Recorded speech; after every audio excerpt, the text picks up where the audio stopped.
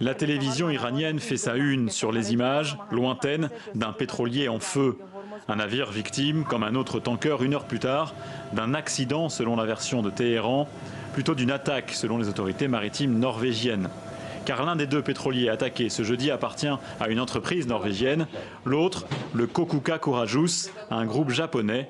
Le récit du propriétaire semble démontrer une attaque concertée. Nous avons reçu un premier rapport disant que notre bateau qui se rendait en Asie avait été touché par un projectile.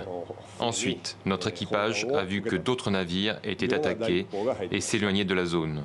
3 heures plus tard, notre pétrolier a été touché une nouvelle fois. À ce moment, l'équipage décide d'évacuer sur des canaux de sauvetage. Difficile pour le moment d'avoir des détails sur ce qui a provoqué les 2 incendies en mer d'Oman. Certaines sources parlent de torpillage. Tous les regards se tournent en tout cas vers l'Iran voisin, déjà accusé d'une première attaque dans la région il y a un mois.